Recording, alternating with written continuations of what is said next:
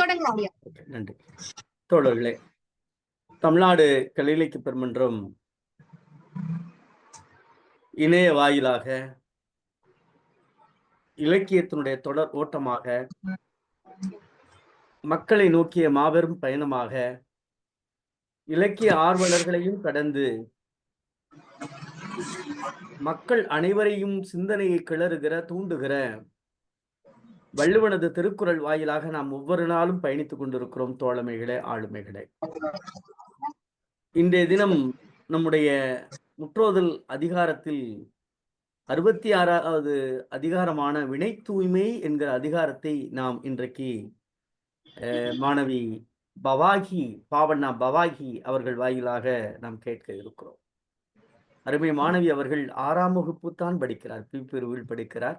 புதுச்சேரியில் இருக்கக்கூடிய அமிர்த வித்யாலயம் என்கிற பள்ளி, மூலக்குளத்தில் இருக்கக்கூடிய அந்த பள்ளியில் படிக்கிறார்கள். தந்தையாருடைய பெயர் பால தண்டாயுதம், தாயார் பெயர் முனைவர் வி தமிழ்மொழி அவர்கள். அநேகமா அம்மா உங்க பாப்பாவா? ஆமாங்க ஐயா. ரொம்ப மகிழ்ச்சி. எங்களுக்கு ரொம்ப கூடுதல் சிறப்பு மகிழ்ச்சி என்னன்னா, ஒவ்வொரு நாளும் இப்போ சமீப காலமா இருக்கு. ஒரு 2 நாளைக்கு முன்னாடி கூட அப்பாவும் பொண்ணும் சொன்னாங்க. இன்னைக்கு அம்மாவும் மகளும். அருமை, மிக்க மகிழ்ச்சி. ரொம்ப சிறப்பாக இருக்கிறது. நம்முடைய மாணவி அவர்கள் நம்மோடு இணைந்திருக்கிறார்கள். இதை முற்றோதல் செய்த அந்த வினை தூய்மை என்கிற அதிகாரத்திற்கு உரைப்பொழிவு செய்வதற்காக கடலூரில் இருக்கக்கூடிய கிருஷ்ணசாமி மகளிர் அறிவியல் கலை மற்றும் மேலாண்மை கல்லூரியினுடைய தமிழ்துறையினுடைய இணை பேராசிரியர் அம்மா முனைவர் வி தமிழ்மொழி அவர்கள் இணைந்திருக்கிறார்கள். பேருக்கு ஏற்றாற் போல அவருடைய துறையினுடைய தேர்வும் சரியாகவே இருந்திருக்கிறது. அம்மா அவர்கள் 15 ஆண்டுகளுக்கு மேலாக பணி அனுபவம் பெற்ற இவர்கள் சங்ககால வைதிகம் ஒரு வரலாற்று பார்வை என்கிற நூலும், சங்ககால அரசியலும் வைதிகமும் என்கிற நூலும் தமிழ்கூறும் நல்லுலகத்திற்கு தன்னுடைய இலக்கிய படைப்பாக தந்திருக்கிறார்கள். பன்னாட்டு ஆய்வு கட்டுரைகள் 15க்கும் மேற்பட்டவை, தேசிய அளவில் 7க்கும் மேற்பட்டவை. இன்றைக்கு பல்கலைக்கழக மானிய குழுவினுடைய அங்கீகாரம் பெற்ற ஆய்விதழ்களான மின் ஆய்வு இதழ்களில் ஒரு 6க்கும் மேற்பட்ட கட்டுரைகளில் எழுதியிருக்கிறார்கள். பன்னாட்டு அளவிலான பயிற்சி பட்டுரைகளில் அம்மா அவர்கள் 25க்கும் மேற்பட்ட பயிற்சி பட்டுரைகளில் செய்திருக்கிறார்கள்.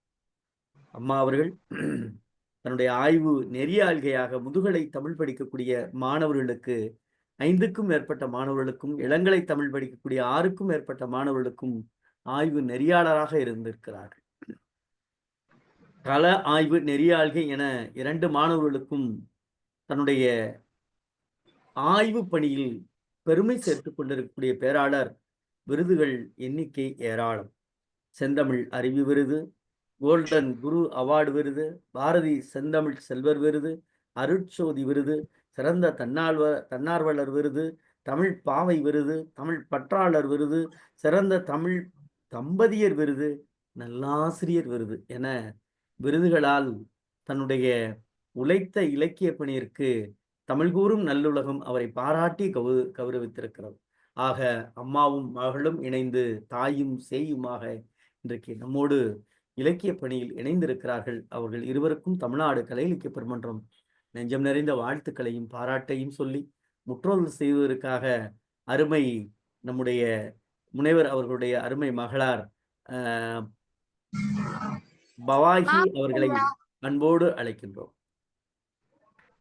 அனைவருக்கும் வணக்கம். என் பெயர் பாபாவுக்கு. நான் புதுச்சேரி அமிர்த வித்யாலயம் பள்ளியில் 6ஆம் வகுப்பு ஆ பிரிவு பயின்று வருகிறேன். நான் இப்பொழுது வினை தூய்மை 66ஆம் அதிகாரத்தை கூறப்போகிறேன். துணை நலம் ஆக்கம் தரும், வினை நலம் வேண்டிய எல்லாம் தரும். என்றும் ஒருவுதல் வேண்டும் புகழோடு நன்றி பயவா வினை. ஓதல் வேண்டும் ஒளிமாழ்கும் செய்வினை ஆதும் என்னும் அவர். இடுக்கண் படினும் இழிவந்த செய்யார் நடுக்கு அற்ற காட்சி அவர். எச்சென்று இறங்குவ செய்யற்க செய்வானில் மற்றென்ன செய்யாமை நன்று. ஈன்றால் பசி காண்பான் ஆயினும் செய்யற்க சான்றோர் பழிக்கும் வினை. பழிமலைந்து எய்திய ஆக்கத்தின் சான்றோர் கழி நல்குரவே தலை. கடிந்து ஓரார் செய்தார்க்கு அவைதான் முடிந்தாலும் பீழை தரும். அழக்கொண்ட எல்லாம் அழப்போம் இழப்பினும் பிற்பயக்கும் நட்பால் அவை சலத்தால் பொருள் செய்து ஏமாத்தல் பசுமன் களத்துள் நீர் பெய்து இரியற்று. அனைவருக்கும் நன்றி. நன்றி. முனைவர் தம்பதியர் முனைவர் ஐயா பாலதண்டாயுதம் முனைவர் வி தமிழ்மொழி அவருடைய அருமை மகளார். சொல்லவா வேணும், ஒரு தமிழ் குடும்பத்திலிருந்து ஒரு தமிழ் மகள் இன்றைக்கு முற்றோதல் செய்திருக்கிறாள். அவளுக்கு தமிழ்நாடு கலை இலக்கிய பெருமன்றத்தின் சார்பாக நெஞ்சம் நிறைந்த வாழ்த்துக்களையும் பாராட்டுக்களையும் பதிவு செய்து முற்றோதல் செய்த உரைக்கு உரைப்பொழிவு தருமாறு முனைவர் வி தமிழ்மொழி அம்மா அவர்களை தமிழ்நாடு கலை இலக்கிய பெருமன்றத்தின் சார்பாக தோழமையோடு அழைக்கின்றோம். தோழமையே வருக, உரைப்பொழிவு தருக. இந்த பின்னாடி இருக்கக்கூடிய அந்த வெளிச்சம் உங்களுக்கு உங்களுடைய உருவத்தை சரியா காட்ட மாட்டேங்குது.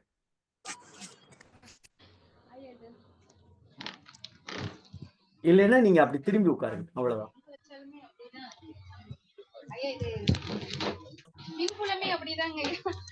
சரிங்கம்மா சரிங்க சரிங்க சரிங்கம்மா சரிங்க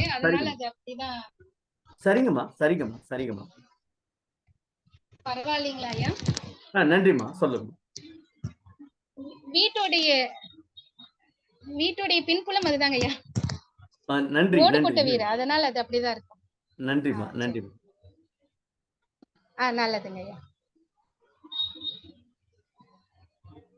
தமிழ்நாடு கலை இலக்கிய பெருமன்றம் நடத்தும் நாளும் ஒரு அதிகாரம் முற்றோதல் நிகழ்வு இணைய வழியிலான இந்த நிகழ்வில் உரை நிகழ்த்துவதற்கு எனக்கு வாய்ப்பளித்த சான்றோர் பெருமக்கள் அனைவருக்கும் எனது நன்றியை மனமாற தெரிவித்துக் கொள்கிறேன். என்னோடு பணியாற்றி இப்பொழுது வேறொரு தளத்தில் பயணித்துக் கொண்டிருக்கும் புனிதவதி அம்மையார் அவர்களுக்கும் நன்றியோடு இந்த தருணத்தில் பாராட்டுக்களை தெரிவித்துக் கொள்கிறேன். நன்றிமா. உரையை தொடங்கலாங்களா ஐயா? நல்லது. வினை தூய்மை அதிகாரம். இந்த முறை வைப்பு ரொம்ப ஒரு வியப்பை தரக்கூடிய ஒரு நிகழ்வாக இருக்கிறது. முறை வைப்பு எப்படி வைத்திருக்கிறார், சொல்வன்மைக்கு அப்புறமா ஏன் வினை தூய்மையை வைக்கணும் அப்படின்றப்போ, அறநூல் முறையிலும் அரசியல் முறையிலும் அமைச்சருடைய செயல் குற்றம் இல்லாததாக இருக்கணும். அதனால சொல்வன்மை போன்றே செயலுடைய நன்மையும் அமைச்சருக்கு இருக்கணும் என்பதனாலதான் சொல்வன்மையின் அதிகாரத்துக்கு பிறகு இந்த வினை தூய்மையை, இந்த அதிகாரத்தை நம்ம வள்ளுவர் வைத்திருக்கிறார் என்று நாம் துணியலாம். இந்த வினை தூய்மை அதிகாரத்துக்கான இந்த அதிகாரத்துக்கான தலைப்பு ஏன் வினை தூய்மை என்று வைக்கப்பட்டது? இந்த தலைப்பு தேர்வு நம்மை சிந்திக்க தூண்டுகிறது. இந்த அதிகாரம் என்ன சொல்லுது? வினை என்பது அரசாட்சியில் நிகழ்கின்ற செயலை குறிப்பது.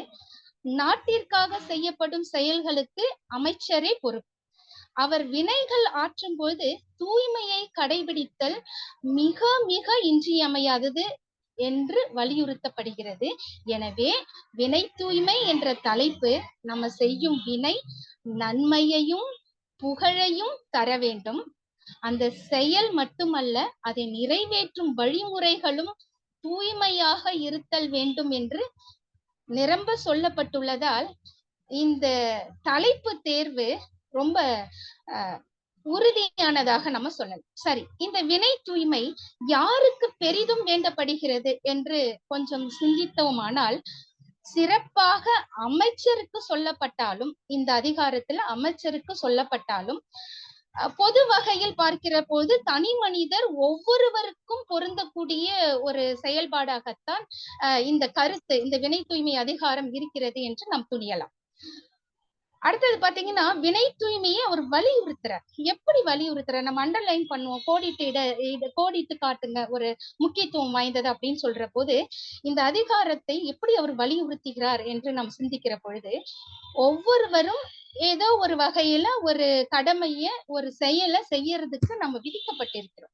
அதனால அறத்துப்பால்ல தீவினை அச்சம் என்கிற அதிகாரத்துல தீமை தரும் செயல்கள் செய்ய அஞ்ச வேண்டும் என்று சொல்லப்பட்டது. அதே மாதிரி பின்னாடி பொருள் செயல் வகை அதிகாரத்துல பொருள் செய்யும் வினைகள் எவ்வாறு இருக்க வேண்டும் என்று கூறப்பட்டது. அது மாதிரிதான் இங்கு செயல்கள் குற்றம் இல்லாததாக இருத்தல் வேண்டும் என்று வலியுறுத்தப்படுகிறது. பாருங்க, முறை வைப்பு தலைப்பு ஏன் இப்படி வச்சாரு, அது எப்படி வலியுறுத்திருக்கிறாரு அப்படின்னு சொல்றப்போ நம்முள் ஒரு வினா எழுகிறது. எது வினை தூய்மை அப்படிங்கிற வினா நம்முள் எழாமல் இல்லை. அப்ப அவர் சொல்றாரு, தூய்மை என்பது என்ன அப்படின்னா செயலின் முடிவில், இதை நம்ம இன்னும் உற்று நோக்கலாம், செயலின் முடிவில் அதன் பயனாக அறியப்பெறும் அப்படின்னு சொல்றார். எப்படி பயனாக அறியப்படும்? புகழுடு நன்றி பயக்கும் செயல் தூய்மையான செயல் அப்படின்னு வள்ளுவர் நம்ம முன்னாடி அந்த அழகான ஒரு கேள்வி எழுப்பி அதற்கான ஒரு பதிலையும் நமக்கு வந்து கொடுக்கிறார். சரி, என்ன தெரிஞ்சிடுச்சு. அப்போ தூய்மை இல்லாத செயல்கள் எப்படி அப்படிங்கிற ஒரு வினா முன்னாடி எழுது பாருங்க. வினை தூய்மைனா என்னன்னு எழுந்த மாதிரி அதுக்கு பதில் சொன்ன மாதிரி அந்த 10 குறள்கள்லயும் எது எதெல்லாம் தூய்மையற்ற செயல்கள் அப்படிங்கிறதையும் நம்ம முன்னாடி வந்து அடுக்குகிறார். மொத்தம் ஒரு 8 ஒரு பாயிண்ட் அவுட் பண்றாருங்க அவரு. என்ன சொல்றாரு அப்படின்னா, தூய்மை இல்லாதது எது எது அப்படின்னு இந்த அதிகாரத்துல பார்க்கிற போது நமக்கு 8 கிடைக்கிறது. அந்த 1 நற்பெயரும் நன்மையும் தராதவை. 2வது பாத்தீங்கன்னா மதிப்பை, தனி மனித மதிப்பாக இருக்கலாம். நம்ம பொதுவாக பார்த்தா தனி மனித மதிப்பும் நம்ம சொல்லியிருக்கோம், குறிப்பாக அமைச்சருக்கு என்று சொல்லியிருக்கிறோம். மதிப்பை குறைப்பவை. 3வது பாத்தீங்கன்னா இழிவானவை அப்படின்னு சொல்றாரு. 4வது பின் வருந்துவதற்கு, பின்னாடி வருந்தும் ஒரு செயலை செஞ்சுட்டு ஐயோ இதை செய்யாம இருந்திருக்கலாமே அப்படின்னு நம்ம நினைக்கக்கூடிய அந்த பின்னாடி வருந்துவதற்கு காரணமாக இருப்பவை. 5வதாக சொல்லணும் அப்படின்னா பெரியோர் பழிப்பவை அப்படின்னு சொல்றாங்க. இந்த லஞ்சம், ஊழல், உடல் நலம் பேணாத உணவு முறை, இந்த மாதிரி இது மாதிரி இருக்கக்கூடிய நிறைய விஷயங்களை நம்ம வந்து சான்றாக சொல்லிக்கொண்டே போகலாம். 6வதாக சொல்லணும்னா உலகோர் ஒதுக்கி விலக்கியன. நம் முன்னாடி சமகாலத்துல ஒரு பெரும் சவாலாக பிரச்சனையாக நம்ம கிட்ட நம்ம உலாவி கொண்டிருக்கக்கூடிய 2 விஷயங்களை நான் கையில் எடுக்கலாம், சான்றாக கொடுக்கலாம் என்று நினைக்கிறேன். உலகோர் ஒதுக்கி விலக்கியன, இந்த கல்லும் சூதும் அப்படிங்கிறது, சூதாட்டம். அடுத்தது 7வதா பாத்தீங்கன்னா பிறர் அழ அழ பிடுங்கி கொண்டவை அப்படின்றது ரொம்ப அழகான ஒரு விஷயம். உடைமை பறிப்பு அப்படிங்கிறத நம்ம இதுல வந்து நம்ம பார்க்கலாம். 8வதா பாத்தீங்கன்னா ஏமாற்றி பொருள் சம்பாதித்தல், இணையதள மோசடிகள், இந்த மாதிரி குற்றமில்லா, அதாவது எப்படி சொல்ற, தூய்மையற்ற செயல்களை அவர் வந்து இந்த நம்மளுடைய 10 குறள்கள்ல வந்து ரொம்ப அழகா எடுத்து காட்டியிருக்கிறார். இப்படி வருகிற பொழுது இந்த அதிகாரத்துல மேலோங்கி நிற்கக்கூடிய கருத்து அப்படின்னு நம்ம பாக்குறப்போ இந்த 10 குறள்லையும் அமைச்சர் என்ற சொல் எந்த இடத்திலுமே கையாளப்படவில்லை. ஆனா அரசுக்கு துணை நிற்கக்கூடிய அமைச்சருக்கு இந்த வினை தூய்மை எப்படி முக்கியத்துவமா, அதாவது மிக மிக இன்றியமையாததாக இருக்கணும் அப்படிங்கிற கருத்து இந்த அதிகாரத்துல மேலோங்கி இருப்பதாக நம்ம கருதலாம், அதை நம்ம துணியவும் செய்யலாம். சரி, ஒட்டு மொத்தமா இந்த அதிகாரத்துல ஒரு சாராம்சம் சொல்லுவாங்க, ஒரு பிழிவு அப்படின்னு சொல்லுவோம் இல்லையா, உபநிடதம். அந்த வேதங்களை பாக்குறப்போ உபநிடதம் பிழிவு அப்படின்னு சொல்லுவாங்க. எல்லாம் ஒட்டுமொத்த அந்த 4 வேதங்களுடைய பிழிவு உபநிடதம் சொல்லுவாங்க. அது மாதிரி இந்த 10 குறளுடைய பிழிவாக நம்ம சில கருத்துக்களை முன்வைக்கலாம். அமைச்சர் வந்து ஆட்சி அதிகாரங்கள் நிரம்ப பெற்றவர், அதனால அவருக்கு ஆற்றல் அதிகம் இருக்கும். அது அதிகாரம் சொல்லுவோம், அதிகாரம் அதிகம் இருக்கும். அதனால அவரிடத்தில் செயல் குற்றம் நிகழக்கூடிய வாய்ப்புகளும் மிக அதிகம் அப்படின்னு நினைக்கிறாரு நம்ம வள்ளுவர். அதனாலதான் அவர் சொல்றாரு, பழி மலைந்து ஆக்கம் பெறுவதை விட கொள்ளும் வறுமையே மேலானதாக சான்றோர், அதாவது சான்றோர் இங்க அமைச்சராக அவர் எண்ண வேண்டும் அப்படின்னு வள்ளுவர் வந்து சொல்றார். அறம் சாராத எதுவும் அது எத்தனை செல்வத்தை கொண்டு வந்து கொடுத்தாலும் அவற்றை நீக்கி அறமானவற்றையே யாரா இருந்தாலும் செய்யணும் அப்படிங்கிறது வள்ளுவருடைய உறுதியான கொள்கையாக இங்க நம்ம வந்து பார்க்க முடியும். அடுத்ததா அமைச்சருடைய தனிப்பட்ட முறைகேடுகள் மட்டும் கிடையாது, அரசுக்கான முறையான வரி பணம் தவிர்த்து இந்த இடத்துலயே நம்ம கொஞ்சம் உற்று நோக்கலாம் நினைக்கிறேங்க ஐயா. மற்ற கொடுமையான வருவாய் வழிகளை செயல்படுத்துதலும் தூய்மையற்ற செயலாகவே கருதப்படும். இது இன்னும் சொல்லணும்னா கொடுமையான வருவாய் வழிகள், இப்ப கூட பட்ஜெட் தாக்கல் பண்ணியிருக்காங்க, நம்ம அந்த மாதிரி ஒரு நேரத்துல இதை வந்து நம்ம வந்து பதிவு செய்யறோம். இதுக்கு ஒரு சான்றா நம்ம அதாவது சாப்பிடுற அரிசியில இருந்து திங்கிற கள்ள மிட்டாய் வரைக்கும் நம்ம வந்து வரி விதிக்கிறாங்க, ஜிஎஸ்டிங்கிறாங்க, என்னென்னவோ சொல்றாங்க. 5 முறைக்கு மேல ஏடிஎம்ல பணம் எடுத்தா 23 ரூபாய் வந்து வந்து எடுத்துடுறாங்க. அப்புறம் மினிமம் பேலன்ஸ் இல்லைன்னு சொல்லிட்டு 32,000 கோடிகளுக்கு மேல ஏழை எளிய மக்கள் கிட்ட இருந்து கொள்ளையடிக்கிறது. இந்த மாதிரி நிறைய விஷயங்களை நம்ம அடுக்கிக்கிட்டே போலாம். அது மாதிரி இதை வந்து நம்மளுடைய தமிழ் இலக்கியங்களும் எடுத்துக்கிட்டு முறையான வரி இல்லாத அமைச்சர்களுடைய அந்த செயல்பாடு எப்படி இருக்கு, அது அந்த மாதிரியான தூய்மையற்ற செயல்கள் இருக்கக்கூடாது அப்படின்னு அவர் சொல்றாரு. அதனால வெற்றி ஒன்றை மட்டுமே கருத்துல கொண்டு அறத்தை வந்து மறந்துடாதீங்க அப்படிங்கிறதையும் அவர் வந்து முன்வைக்கிறாரு. அடுத்தது பாத்தீங்கன்னா செயலின் நோக்கம் குற்றமற்றதாக இருந்தா மட்டும் போதாது, அதை செயல்படுத்துறப்போ அதுக்கான வழிமுறைகளும் எப்படி இருக்கணும்னா தூய்மையானதாக இருக்கணும் அப்படிங்கறதுதான் இந்த ஒட்டுமொத்த 10 குறளுக்கான அதிகாரத்துடைய பிரிவாக ஒட்டுமொத்த சாராம்சமாக இதை நம்ம பார்க்கலாம். இப்போ நம்ம ஒவ்வொரு குறளுக்குமான பொருள் எப்படி அவர் வந்து பதிவு கையாண்டிருக்கிறார் அப்படிங்கிறத பார்ப்போம். பாடலுடைய சாராம்சம், ஒவ்வொரு குறளுடைய சாராம்சம். துணை நலம் ஆக்கம் தரும், வினை நலம் வேண்டிய எல்லாம் தரும் என்ற குறள் நல்ல துணை உயர்வை கொடுக்கும், செயல் தூய்மை வேண்டிய எல்லாவற்றையும் கொடுக்கும் அப்படிங்கிறது இந்த குறள். அந்த துணை நலம் அப்படிங்கிறது உயர்வு, அந்த ஆக்கம் என்பது செல்வம், வெற்றி, உயர்வு, இப்படி நம்ம பல பொருள்கள்ல நம்ம அந்த ஆக்கத்தை வந்து கையாளலாங்க. அதே மாதிரி இங்க வினை நலம் எது, அது ஒண்ணுதான் தரும் அப்படிங்கிறார். வெற்றி ஆக்கத்தை தரும், துணை நலம் ஆக்கத்தை தரும். அப்ப வினை நலம் என்ன தரும் அப்படின்னா வேண்டிய நம்ம நினைக்கிற எல்லாவற்றையும், அந்த எல்லாவற்றையும் மறுபடியும் கோடிட்டு காட்டுறாரு அவரு. எல்லாவற்றையும் என்ன அப்படிங்கறத யோசிக்கிறப்போ நம்ம சிந்திக்கிற பொழுது இம்மையில அறம் பொருள் இன்பம் இது எல்லாத்தையும் நம்ம அனுபவிக்கலாம். மறுமையில விண் இன்பம் சொர்க்கலோகம் என்று சொல்லக்கூடிய அந்த இன்பத்தையும் வீடு பேறு இன்பத்தையும் நம்ம அனுபவிக்கலாம். அப்படிங்கறதா நம் வேண்டிய எல்லாவற்றையும் இம்மையிலும் மறுமையிலுமான இன்பங்களை அனுபவிக்கலாம் அப்படிங்கறது அந்த வேண்டிய எல்லாம் தரும்ங்கிறத அந்த கருத்தை வந்து இங்க நம்ம எடுத்துக்கலாங்க ஐயா. ரெண்டாவதா பாத்தீங்கன்னா என்றும் ஒருவுதல் வேண்டும் புகழோடு நன்றி பயவா வினை. இந்த குறள் நற்பெயரோடு நன்மையும் தராத செயல்களை என்றும் நீக்குதல் வேண்டும் அப்படின்னு கூறுகிறது. அந்த செயல்களை என்றும் அதாவது நற்பெயரோடு நன்மையும் தராத செயல்கள் அப்படின்னு சொல்றாரு. அப்ப அதையும் யோசிக்கிறப்போ இங்கேயும் அதே இம்மை மறுமை அப்படிங்கறத நம்ம தாண்டி அதாவது அதை கடந்து போகாம இருக்க முடியல. அது பாத்தீங்கன்னா இம்மைக்கும் மறுமைக்குமான பொதுவான அறம் அப்படின்னு ஒண்ணு இருக்கு. மறுமைக்கே உரிய சிறப்பான புகழ் விளைவிக்காத, அதாவது நன்மை தராத அந்த செயல்களை நீக்கணும் அப்படிங்கிறது இதோடைய சாராம்சமா, இந்த குறளுடைய சாராம்சமாக இருக்கிறது. மூன்றாவது குறள் ஓதல் வேண்டும் ஒளி மாழ்கும் செய்வினை ஆதும் என்னும் அவர். இந்த குறள் என்ன சொல்லுது, இன்னும் உயர்வோம் என்று இன்னும் மேல மேல உயரணும் அப்படின்னு நினைச்சோம்னா நம்மளுடைய மதிப்பை குறைக்கக்கூடிய செயல்களை நம்ம என்ன பண்ணக்கூடாதுன்னா செய்யாம விட்டொழிக அப்படிங்கிறார். இதுல ரொம்ப அழகான ஒரு சொல்லாடல் இருக்கு. ஒளி மாழ்கும் அப்படின்னு சொல்றாரு. இங்க ஒளி என்பது புகழ் என்ற பொருள். வாழுகிற பொழுதே புகழை அனுபவிக்கலாம். அந்த நன்மதிப்பை நாம் குறைத்து கொள்ள கூடாது அப்படிங்கிறது தான் வள்ளுவருடைய நிலைப்பாடாக இருக்கிறது.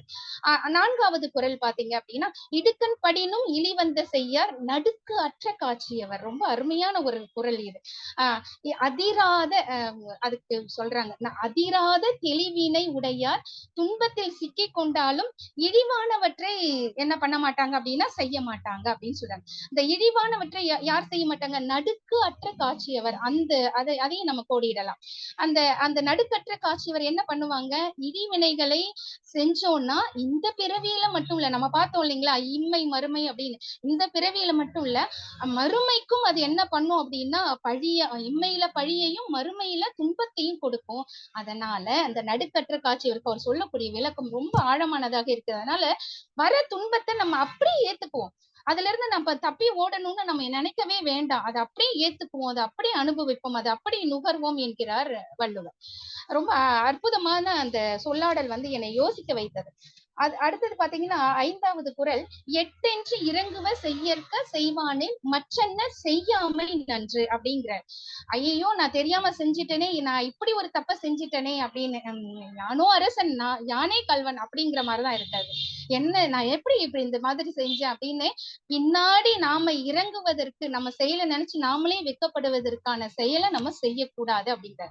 அப்படி ஒரு கால் செஞ்சிட்டோம், சரி செஞ்சிட்டோம் தெரியாம செஞ்சிட்டோம், தப்பு செஞ்சிட்டோம், தவறில்லை தப்பு செஞ்சிட்டோம், மீண்டும் அத்தகைய செயல்களை செய்ய செய்யாம இருந்தா அது ரொம்ப நல்லது அப்படிங்கறத இந்த குறள் நமக்கு அழகா தெரிவிக்கிறது. 6வது குறள் பாத்தீங்கன்னா, ஈன்றால் பசி காண்பான் ஆயினும் செய்யற்க சான்றோர் பழிக்கும் வினை அப்படிங்கிறாங்க. இந்த குறள் ரொம்ப அழகா சொல்லுது. பெற்ற தாய் பசி போக்க இயலாத ஒரு வறுமை நிலையில நம்ம இருந்தாலும் சான்றோர்கள் இதெல்லாம் வந்து பழிக்கப்படக்கூடிய தீய வினைகள் அப்படின்னு சொல்லி இருக்க. அதை ஒருத்தர் செய்யாம இருக்கிறது நல்லது அப்படின்னு சொல்றாங்க. பெற்றெடுத்த ஈன்றால் அப்படின்னு சொல்லி இருக்காங்க.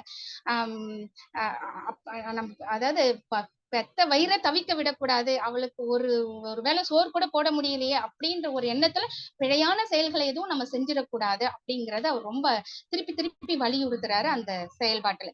அடுத்தது பாத்தீங்கன்னா, பழி மலைந்து எய்திய ஆக்கத்தின் சான்றோர் கழி நல்குறவே தலை அப்படிங்கிறார். அதாவது பழியை மேற்கொண்டு பெற்ற செல்வத்தினும் சான்றோர் தரக்கூடிய அந்த சான்றோர்தமும் வறுமையே மேலானது அப்படின்னு சொல்றாங்க. பழியால் கிடைக்கக்கூடிய செல்வத்தை காட்டிலும் வறுமை மேல் அப்படிங்கிறதுக்கு ஒரு சான்று பின்னாடி நான் அதை விளக்கலாம் அப்படின்னு நினைக்கிறேங்க ஐயா. அடுத்தது 8வதாக பார்த்தோம் அப்படின்னா, கடிந்து ஒரார் செய்தார்க்கு அவைதான் முடிந்தாலும் பீழை தரும். ரொம்ப அழகா சொல்றது. பீழை அப்படின்னு ரொம்ப அழகான அந்த பதத்தை வந்து ரொம்ப அழகாக கையாண்டிருக்கிறார் நம்ம வள்ளுவர். பழிக்கப்பட்டவற்றை இகழ்ந்து விளக்காது செய்தார்க்கு செயல் முடிந்தாலும் பின் துன்பம் உண்டாகும் அப்படின்னு சொல்றாங்க. பழியாக நிறைய செயல்களை செஞ்சுட்டோம், அப்புறம் அதனால கிடைக்கக்கூடியதனால் அந்த பலனால நமக்கு துன்பம் தான் கிடைக்கும் அப்படிங்கிறார். அடுத்தது 9வது குறள், அழற்கொண்ட எல்லாம் அழப்போம் இழப்பினும் பிற்பயக்கும் நற்பால் அவை அப்படின்னு சொல்றார். இது நம்ம நடைமுறையில பார்க்கக்கூடிய ஒரு விஷயம் தான். அடுத்தவங்க வயிற்றுல அடிச்சு அவன் நொந்து நொந்து நொந்து அழ அழ நம்ம அவங்கிட்ட இருந்து பிடுங்கக்கூடிய அந்த உடைமை பறிப்புன்னு சொன்னோம் பாருங்க ஐயா. அந்த என்ன சொல்றது, முக்கியத்துவம் வாய்ந்த தூய்மையற்ற செயல்கள்னா எது அப்படின்னு குற்றமான செயல்கள்னு சொல்றப்போ இந்த உடைமை பறிப்பை வந்து ரொம்ப அழகா இதுல வந்து பதிவு செய்திருக்கிறார். அது நாம அழ அழ நம்ம கிட்ட இருந்து போயிடும். நாம எப்படி அடுத்தவங்களை அழ வச்சு நம்ம அந்த பொருளை பிடுங்கணுமோ அது மாதிரி நம்ம கண் முன்ன நம்ம பார்க்க அது வந்து நம்ம கிட்ட இருந்து போயிடும் அப்படிங்கறத ரொம்ப என்ன சொல்றது, இது பயமுறுத்துறாரு. அப்படி செய்யாத அப்படிங்கறத நமக்கு சொல்றாரு. அப்போ என்ன, நல்ல வழியில நீ பெற்ற பொருளை ஒருவன் இழக்கும்படி இருந்தாலும், சொல்லுவாங்கல்ல உழைச்ச காசுங்க திரும்பி கிடைச்சிருச்சு அப்படின்னா திருப்பி உனக்கு கிடைச்சிரும் அப்படின்றதுதான் இந்த 9வது குறள் நமக்கு சொல்லக்கூடிய செய்தியாக இருக்கிறது. 10வது பாத்தீங்கன்னா, சலத்தால் பொருள் செய்து ஏமாறுத்தல் பசுமன் களத்துள் பெய்து இரியற்று அப்படிங்கிற இந்த குறள் என்ன சொல்லுது, ஏமாத்தி நம்ம ஒரு பொருளை சம்பாதிச்சு மகிழறோம் அப்படின்னா, இப்ப பாருங்க செயின்லாம் அந்த இப்ப இருக்கிற இளைய தலைமுறை உழைப்பதற்கு வந்து சோம்பேறித்தனப்பட்டுக்கிட்டு உழைக்காம எப்படி நல்லா அனுபவிக்கலாம் வாழ்க்கை அப்படிங்கறத ஒரு குறுக்கு வழியில போய் அடுத்தவர்களுடைய நகை பணம் இந்த மாதிரியான விஷயங்களை கொள்ளையடிக்கிறாங்க இல்லையா. இது அந்த ஏமாற்றி அப்படிங்கிற அந்த சலத்தால் பொருள் செய்து ஏமாறுத்தல் அப்படிங்கறத நம்ம வந்து இதுல கொண்டுட்டு வரலாங்க. அது வந்து எதுக்கு வந்து ஊமை சொல்றா இருப்பாங்க, அப்படி நம்ம ஏமாத்தி வாங்கின பொருள் நமக்கு கொடுக்கக்கூடிய மகிழ்ச்சி நிலைக்காது அப்படிங்கிறாரு. அதுக்கு ஒரு உதாரணம் ரொம்ப அழகா கொடுக்குறாரு. அதாவது சுடாத மண்பானையில ஒரு பச்சையா சுடாத மண்பானையில தண்ணி ஊத்தி வச்சா அந்த தண்ணி அந்த பானையில இருக்காது, அந்த தண்ணியும் அந்த பானையில ஊறி அந்த மண்ணை அப்படியே கரைச்சிட்டு வர்ற மாதிரி நம்ம கிட்ட இருக்கிற பொருளை அடுத்தவங்களை ஏமாத்தி நம்ம வாங்கின அந்த பொருளை அப்படியே வந்து கரைஞ்சு போயிடும், ஓடிடும், அப்படின்னு காணாம போயிடும் அப்படின்னு ரொம்ப அழகா வந்து அந்த கருத்தை வந்து பதிவு செய்திருக்கிறார். அதை ஒரு எல்லாருக்கும் புரியும்படியான ஓமையை கொண்டு பதிவு செய்திருக்கிறார் ஐயா. சரி, இப்போ ஒட்டு மொத்தமா இந்த வினைத்துமை அதிகாரத்துடைய சிறப்பு இயல்புகள் அப்படின்னு நம்ம பாக்குறப்போ நமக்கு ஒரு 5 கருத்துக்கள் நமக்கு வந்து கிடைக்குது. திருப்பியும் அந்த ஈன்றால் பசி காண்பால் ஆயினும் அப்படிங்கிறத நான் எடுத்துக்கலாம்னு நினைக்கிறேன். அதாவது பெற்றவள் பசியை வந்து பாக்குறதை விட கொடிய ஒரு மன துன்பம் இந்த உலகத்துல வந்து கிடையவே கிடையாது. எந்த ஒரு தனி மனிதனுக்கும் இந்த துன்பம் வரக்கூடாது அப்படின்னு சொல்றாங்க. அப்படி பசி போக்குறதுக்கு நம்ம வந்து எத்தனை நல்லவனா இருந்தாலும் அந்த குற்றம் செய்ய நம்ம என்ன ஆயிடுவோம் அப்படின்னா அந்த சூழலுக்கு நம்ம தள்ளப்பட்டுடுவோம் அப்படிங்கிற. ஆனாலும் அப்ப கூட நம்ம என்ன பண்ணக்கூடாது அப்படின்னு சொல்றாருன்னா, பழி உண்டாகும் செயலை நம்ம என்ன பண்ணக்கூடாது, செய்யவே கூடாது அப்படிங்கறத சொல்றாரு. அததான் ஈன்றால் பசி காண்பால் ஆயினும் செய்யற்க சான்றோர் பழிக்கும் வினை அப்படிங்கிறத சொல்றாரு. அப்போ இந்த பாடல் வந்து என்ன வேறு விதமாக நம்மளை சிந்திக்கும். அப்ப வேறு வழி இருக்குயா, அதை கொஞ்சம் சிந்திச்சு பாரு அப்படிங்கிறாரு. அப்படி ஒரு குறிப்பு நமக்கு கொடுக்குறாரு. நீ தப்பு செஞ்சுதான் உன்னுடைய அம்மாவுக்கு சாப்பாடு போடணும் அப்படின்னு அந்த செயல் செய்துதான் உணவு கொடுக்கணும்னு அவசியம் இல்லை, வேற வழி இருக்கு இருக்கு, அதை யோசித்து பாரு அப்படின்னு அவரு நமக்கு ஒரு குறிப்பு கொடுக்குறாருங்க ஐயா.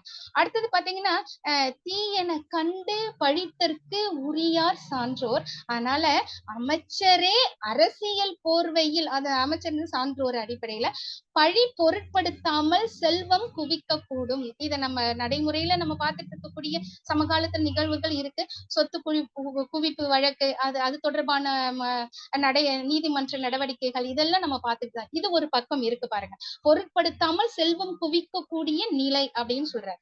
அவ்விதம் பொருள் சேர்ப்பதினும் நம்மள சாகடிக்கக்கூடிய வறுமையே மேல் அப்படின்னு சொல்ல. அப்படி ஒரு வாழும் காலத்துல ஒரு மிகச்சிறந்த உதாரணமா நம்ம நல்லக்கண்ணு ஐயாவையும் நம்ம எடுத்துக்காட்டாக இதுக்கு நம்ம சொல்லலாம். தங்குவதற்கு வீடு கூட இல்லாம அவர் அவ்வளவு சிரமப்படுற, அவ்வளவு அந்த கொள்ளும் வறுமை அப்படிங்கிறது அவருக்கு ஒரு சிறந்த ஒரு உதாரணமாக அதை நம்ம வந்து இங்க எடுத்துக்காட்டலாம்னு நினைக்கிறேன்.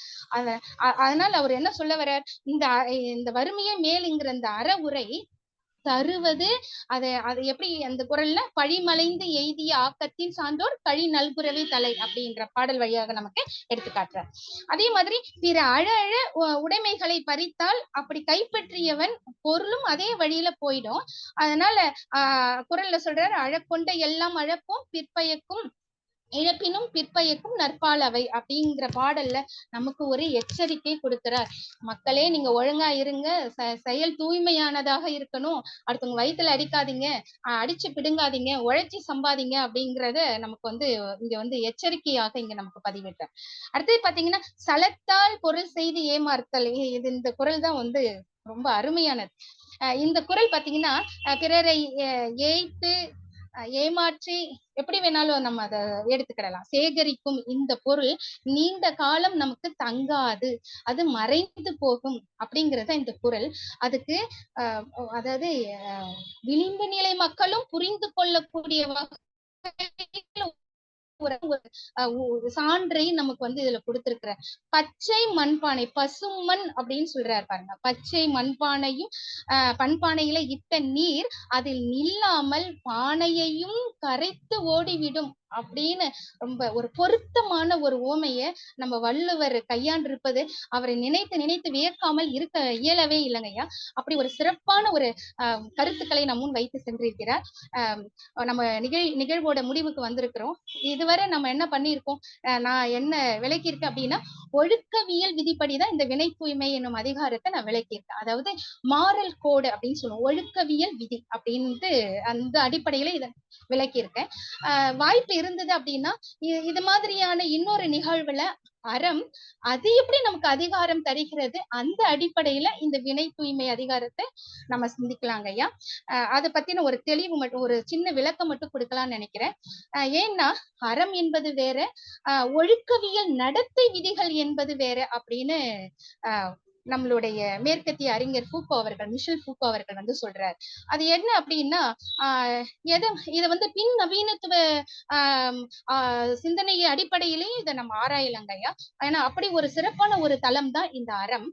அப்ப ஒழுக்கவியல் விதி, இந்த அறம், இது ரெண்டுத்துக்குமான வேறுபாடு என்ன அப்படின்னு நம்ம சிந்திக்கிற பொழுது நமக்கு ஒரு விடை கிடைக்கிறது. அது என்ன அப்படின்னா, ஒழுக்கவியல் விதி அதாவது மாரல் கோட் என்பது அப்படின்னா மனம், மொழி, செயல் இது மீதான நேர்மறை எதிர்மறை மதிப்பீடுகள் அதை எது மேல சார்த்தி, மனம் மீதும் மொழி மீதும் செயல் மீதும் சார்த்தி இதை செய்யாதே அப்படிங்கிற கட்டளை எழுது.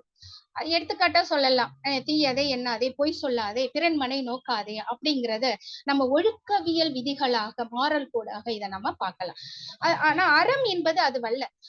அது எப்படின்னா, தனி மனிதன் தன்னுடைய சொந்த செயல்களுக்கு ஒரு ஒழுக்கத்தை தன்னைத்தானே உருவாக்கி கொள்வதற்காக ஒரு கட்டமைப்பு செய்கிறான். அதுதான் அறம் அப்படிங்கறத மிஷல் ஃபூக்கோ அவர்கள் வந்து எடுத்துக்காட்டுறார்.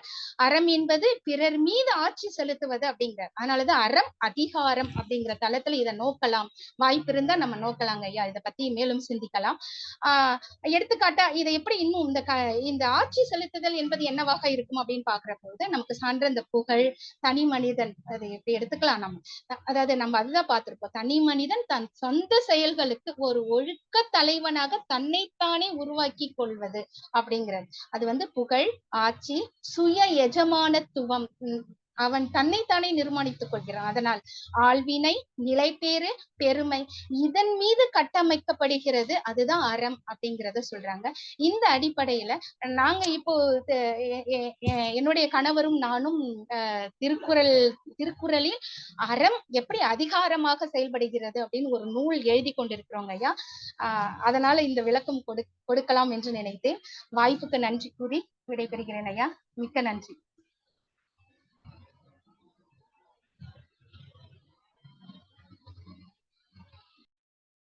மிக்க நன்றி அம்மா.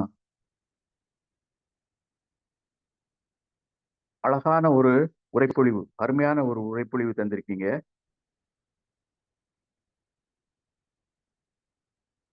அம்மா மகள் 2 பேருக்கும் பின்னாடி ஒரு ஒளி தெரியுது இல்ல, அது ஞானியர் பின்னாடிதான் ஒளிவட்டம் தெரியுத சொல்லுவாங்க. நீங்கள் இருவருமே மிகச்சிறந்தவர்கள் அப்படிங்கிறதுக்கு பின்புலம் ஒளி தெரிந்தது, பொருத்தமாக இருந்தது. பிறகு அறம் என்ற சொல்லை பல தடவை உச்சரிச்சீங்க. நம்ம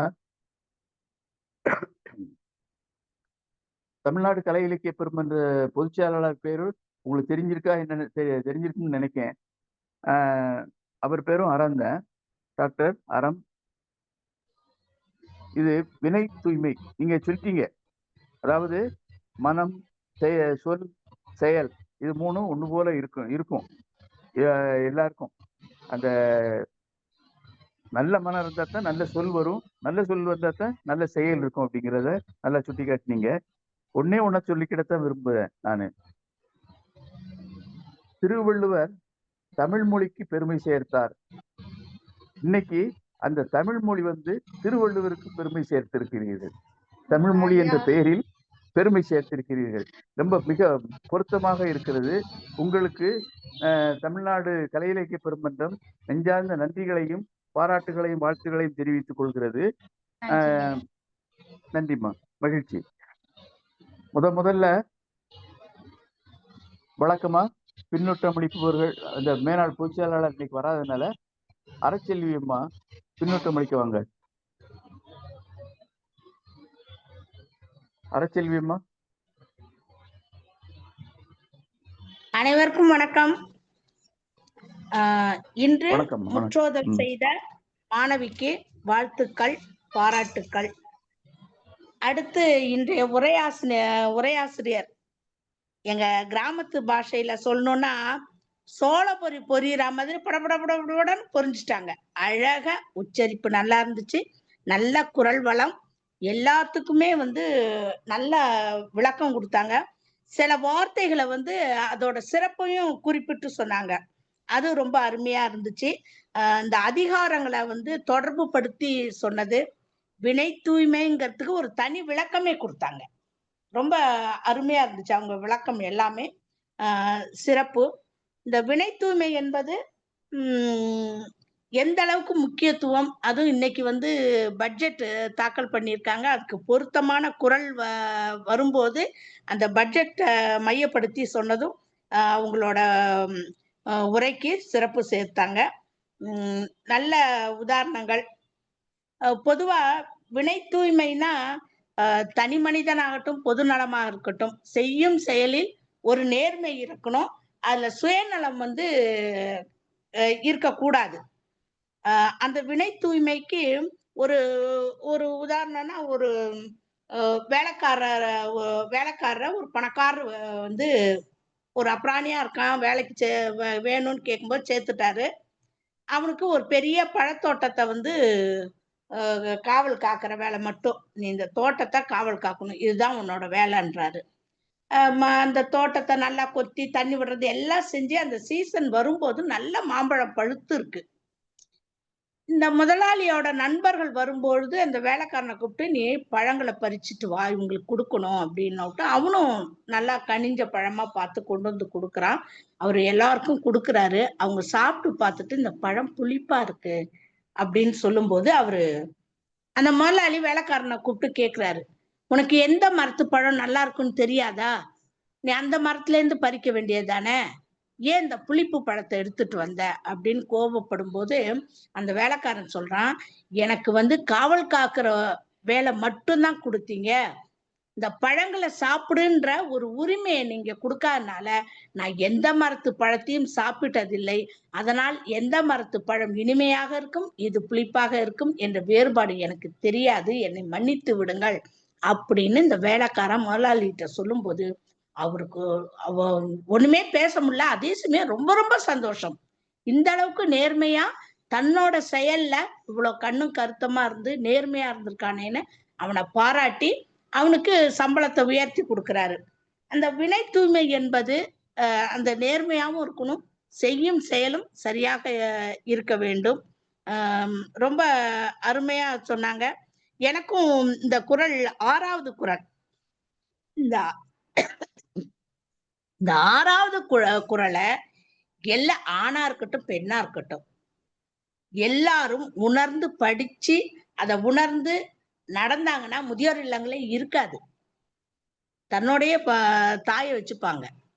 அந்த இது வரும்போது மனசுக்கு ரொம்ப கஷ்டமா இருந்துச்சு. எத்தனையோ தாய்மார்கள் வந்து நாங்க பார்த்துக்கிட்டு இருக்கோம், எங்க சுற்று வட்டாரத்திலும் சரி நாங்கள் பணிபுரிய இடங்களிலும் சரி பார்த்துக்கிட்டு இருக்கோம். இந்த குறள் வந்து ரொம்ப வருத்தத்தை தரக்கூடியதா இருக்கு. ஆனா அப்பவே சொல்லியிருக்காரு வள்ளுவர், பின்னாடி இந்த கலியுகத்துல இதெல்லாம் நடக்கும்னு நினைச்சு சொன்னாரா என்னன்னு தெரியல. ரொம்ப அருமையான குறள். மிகச்சிறந்த குறள்களை திரும்பவும் ஒரு தடவை அவங்க மேற்கோள் காட்டி சொன்னது மிக அருமை. உரையாசிரியர் அவர்களுக்கு எவ்வளவு பாராட்டினாலும் தகும். நன்றி, வணக்கம். நன்றி. மிக்க நன்றி அம்மா. அருமையான ஒரு பின்னூட்டம் வழங்கினீர்கள். அடுத்து ரேவதி டீச்சர் பின்னூட்டம் வழங்குறீங்களா? அல்லது பின்னூட்டம் வழங்குறவங்க கையை உயர்த்தினா எனக்கு தெரியும். ரேவதி டீச்சர்.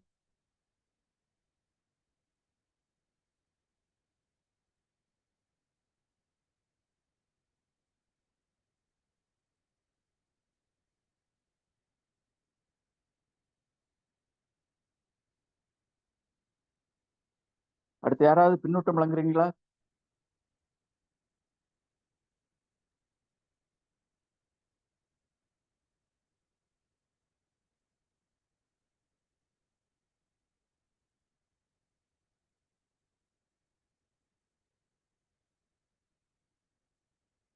ரேவதி டீச்சர்.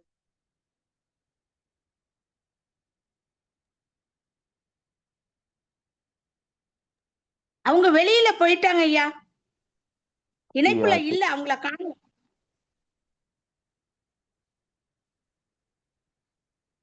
முதல்ல இருக்கு, அவங்களுக்கு இணையம் பிரச்சனையா இருக்கு போல இருக்குங்க. இணைப்புல போல இருக்கு. சரி சரி.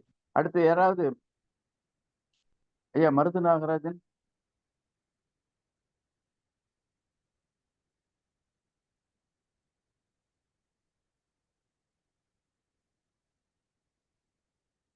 பின்னூட்டம் அளிக்கிறதுக்கு ஒருவரும் வரவர் இல்லை.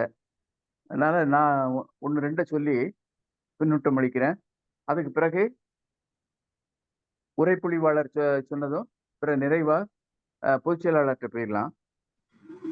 அடுத்து அதாவது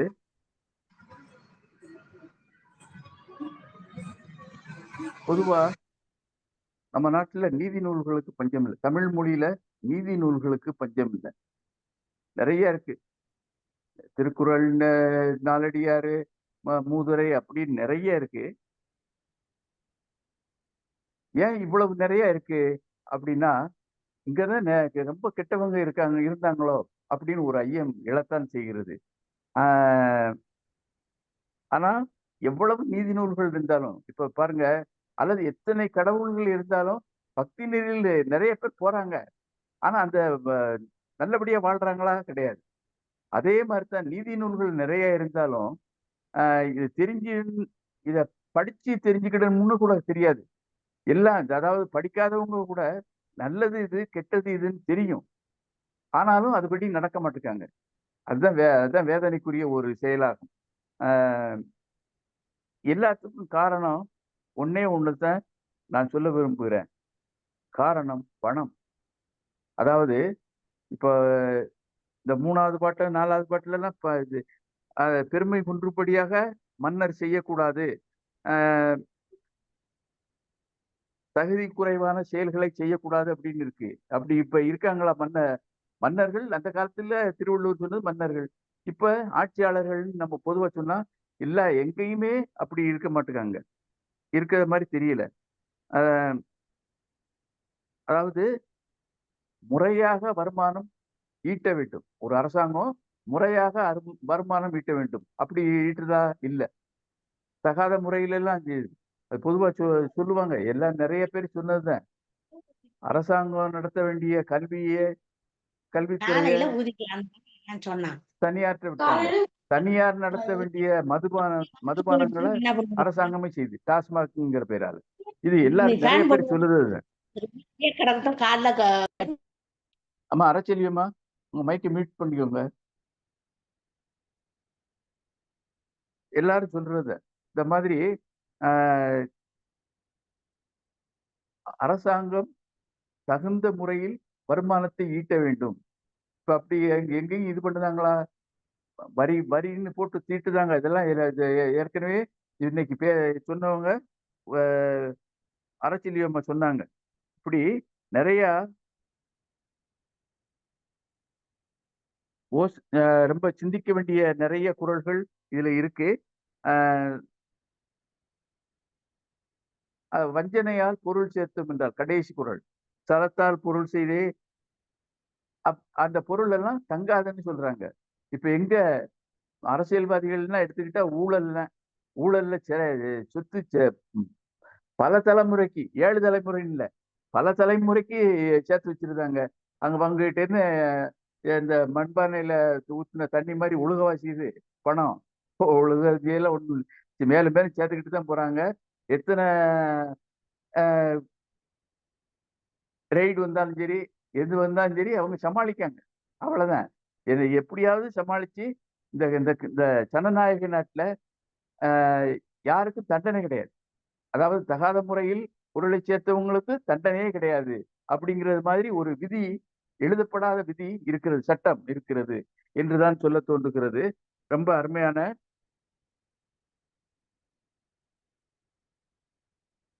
அதிகாரம். இந்த அதிகாரம் இப்போ உள்ள ஆட்சியாளர்கள் படிக்க வேண்டிய அதிகாரம்னு சொல்லுது. ஆட்சியாளர்கள், அலுவலர்கள்லையும் ரொம்ப இதா இருக்கு. அவங்களும் கூட படிச்சு தெரிஞ்சுக்கிடணும் அப்படின்னு தோணுது. வினை தூய்மை என்ற அதிகாரத்தில் இன்னைக்கு சிறப்பாக இயங்கிக் கொண்டிருக்கிறோம். அடுத்து பின்னூட்டமொழிக்கு வேற யாராவது வரீங்களா?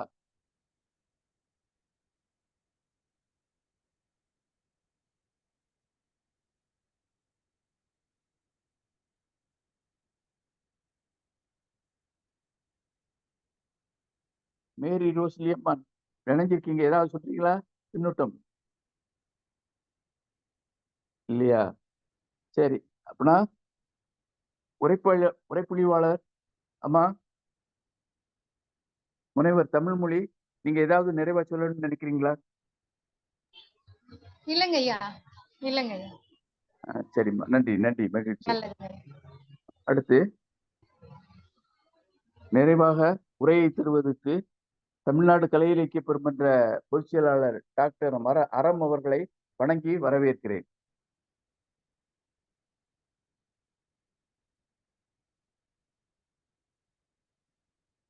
பொதுச் செயலாளர் டாக்டர் அறம் இருக்காங்களா இல்லையா? ஐயா, அந்த வந்துடுறேங்க. வாங்க வாங்க வாங்க.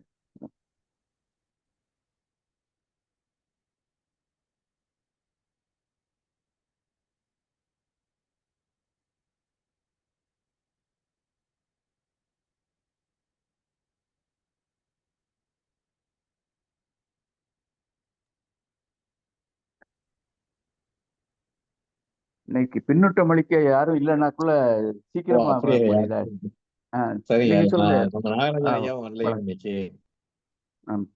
சரி, தோழர்கள் அனைவருக்கும் வணக்கம்.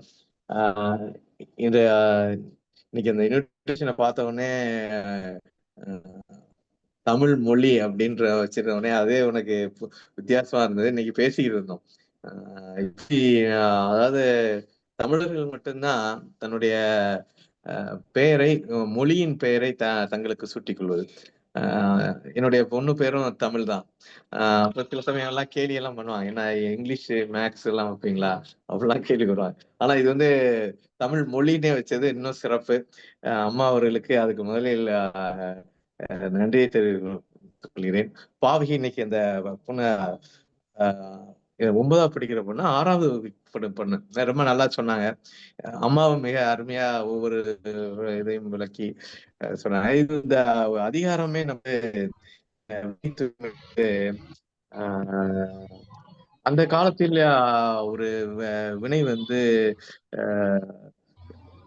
ஒரு கெட்டது செஞ்சு சம்பாதிக்கக்கூடிய ஒரு தன்மையும் இருந்திருக்கு. அதை வந்து நம்ம இப்ப ஒரு எல்லாருமே சரியா செஞ்சாங்க அப்படின்றதெல்லாம் இல்லாம பொருள் வந்த விதம் வந்து தகாத வரைகள் வந்தது எல்லாமே இன்னைக்கு இந்த அதிகாரத்துல எல்லாமே சொல்றாரு. அது ஒரு நமக்கு ஒரு ஆச்சரியமா இருக்கு. அந்த சொல்லிட்டு அவர் எந்த பகுதியினர் பக்கம் இருக்காருங்கும் போது நல்ல வழியில் சொத்து சேர்க்கறதுதான் சரியானது, இப்படி ஏமாத்தி சேர்க்கறது தவறு. அதுல வந்து அந்த அம்மா பசியோட இருந்தால் கூட பரவாயில்ல, அப்ப கூட நீ வந்து சான்றோர் பழிக்கு முனைய செய்யக்கூடாதுன்ற அந்த இதெல்லாம் நான் ஒரு தமிழர்கள் மத்தியில் ஒரு நல்ல அறத்தை அது பெத்த தாய் பசியோடு இருந்தால் கூட நீ வந்து வேற வழிகளில் பொருளை சம்பாதிச்சிடக்கூடாது அப்படின்ற எல்லாமே சொல்றாரு. அந்த தீய வழியில் செஞ்ச துன்பம் எவ்வாறு ஒருவரை வருத்தும் என்றதையும் மிக அருமையான குரல். இது வந்து ஒரு பொருளாதாரத்தை நாம அடிப்படையாக கொண்டுதான் சமூகம். ஒரு சமூகம் என்பது உற்பத்தி, பொருள் உற்பத்தியும் அந்த உற்பத்தி நிலையும் உற்பத்தி உறவுகளும் தான் சமூகம். அப்ப இந்த சமூகம் மாறும்போது, உற்பத்தி நிலை மாறும்போது சமூகம் மாறுகிறது. அப்ப இந்த பொருள் உற்பத்தியை வந்து நாம் அதிகமாக எந்த சமூகத்தையும் பத்தி பேச போறோம்னா, அந்த சமூகத்தில் பொருள் உற்பத்தி எவ்வாறு நடைபெறுகிறது, அது யார் கையில் இருக்கிறது, அந்த பொருள் உற்பத்தியில் ஈடுபடுபவர்கள் உள்ளே உள்ள உறவுகள் என்ன, இதுதான் சமூகமாக நம்ம மார்க்சியம் சொல்கிறது. அதுதான் உண்மையும் கூட. அது வந்து மார்க்சியம் சொல்வது என்பதை தாண்டி ஒரு உண்மைன்றது அதான். வேட்டையாடும் சமூகமாக இருந்தாலும் சரி, மலை விவசாயங்களில் உணவை சேகரித்து உண்ட சமூகம், மேய்ச்சல் சமூகம், அதுக்கடுத்து நில விவசாயம், அதுக்கப்புறம் தொழில்துறை வருகிறது. இந்த சமூகங்கள் எல்லாம் மார்க்சியம் வகுத்த விதிகளின் இப்படி இந்த இதையெல்லாம் விளக்க முடியுது. இனி வரும் சமூகத்தையும் இன்னும் நாம் விளக்க முடியும். அப்ப இந்த பொருள் உற்பத்தியில் எவ்வளவு ஒரு அநேகமாக வள்ளுவர் இருந்த காலம் என்பது ஒரு மன்னர் இனக்குழுவிலிருந்து மன்னர் ஆட்சி முறைக்கு வந்த காலமாக இருக்கும். அந்த காலத்தில் தனி உடைமைகள் தோன்ற ஆரம்பிக்கிறது. முல்லை நிலத்திலேயே நமக்கு வந்து எங்கேயுமே எல்லா பிரதேசங்களிலும் முல்லை நிலத்தில் தான் உபரி தோன்றியது. அதனால்தான் செல்வத்தையே வந்து பசுவையும் செல்வத்தையும் குறிக்கக்கூடிய வார்த்தைகள் எல்லா மொழிகளிலும் இருக்குது. அப்ப அந்த முல்லை நிலத்திலிருந்து மருத நிலம் வர்ற போது, ஒரு மன்னராட்சி வரும்போது நமக்கு